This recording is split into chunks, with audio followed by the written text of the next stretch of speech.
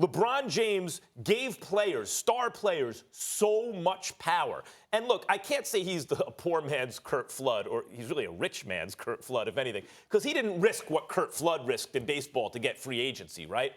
But he did take a risk to his reputation, though. He took a lot of slings and arrows when he went to Miami. They're burning him in effigy in Cleveland. But what he did was empower star players. And what KD really means to say here is, because remember, he said, it makes financial sense for me to go to year. I'd like to sign long-term here eventually. What he's really saying is, I have options. I don't just have to jump through the hoops that are put before me. I can be the chooser. Not just, once upon a time, Jerry West, the brilliant Jerry West, had to construct dynastic teams, right? And that's fine if Magic and Kareem and everyone are on the same team. That's fine as long as the GM does it because he wears a suit and tie. But if the players decide to do it, that's terrible. It's collusion. It's a lack of competition. And what KD is saying is things have changed. I can stay here. I can leave. I don't have to tell you what I'm going to do. I have options. Thank you, LeBron James. Yeah, that's what I say. He's exploring his options and he's leaving his options open, and he should. But the reality is again, we talk about LeBron, and off the court, there's no disputing that. All of these guys owe a tremendous debt to LeBron James, just like LeBron James owes a debt to people who have pioneered and came before him. Kobe Bryant, for example, and the conversations that they had in China, during the Olympics and the kind of things that he was talking about. LeBron James has had so much stuff in motion for years. It's all just reaching fruition now. But if it wasn't for Michael Jordan, if it wasn't for Magic Johnson opening doors for them, it wouldn't be a LeBron James to this level, and so on and so forth. So we get that off the court. On the court, everybody acts like you have to be like LeBron to be great. LeBron has never been, nor will ever be, the shooter that Kevin Durant is. From the free throw line, from the field as a perimeter player, et cetera, et cetera. He's got that one spot for the three-point line on the right side that he's great from. When you look at LeBron, and he's a physical specimen and clearly dominant and what have you, he is a guy that is cerebral. He knows defenses. He can sit up there and pick apart. He creates mismatches by forcing defenses to switch. He knows what he's doing. Kevin Durant, no one gives him credit for this. He didn't have to pay attention to that. It didn't matter.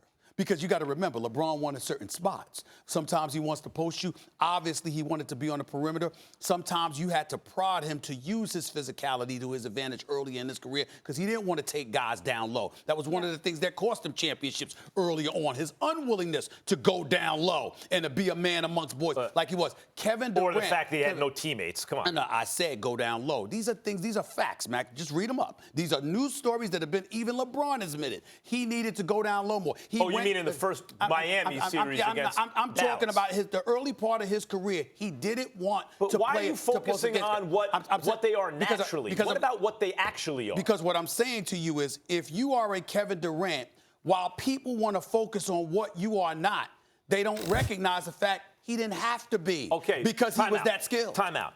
He was that skilled. Who's a more unstoppable, forget about scoring, forget about natural, forget about who it's easy for. Who's a more unstoppable offensive player? It's a 5-on-5 game. LeBron James or Kevin Durant? Kevin Durant. Incorrect. Kevin Durant. LeBron James is a far more unstoppable what are you watching? Offensive player. Far more unstoppable? That's a joke. That's a joke. Offensive player. Excuse me, I didn't stutter. Not just shooting. I didn't stutter. Not just scoring. You didn't ask me about a jab or a body shot. You asked me about a jump shot. You asked me about basketball. Let me tell you something right now. Kevin Durant is 6'11", who can pull up from 40. Okay. This brother is on that level. I'm talking about offensively. Now, Kevin, if you want to tell me that LeBron James, from a physical, he's big and he's unstoppable because he can get to the basket anytime he wants to. Kevin Durant, 6'11", and he can shoot from three. You're asking me, you're acting like Kevin Durant ain't even in the conversation. LeBron doesn't have the offensive skills that Kevin Durant has.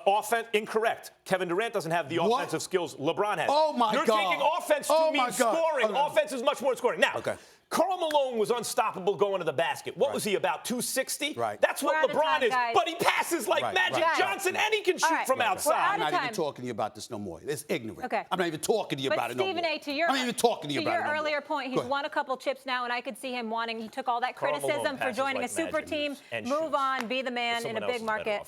Thanks for listening.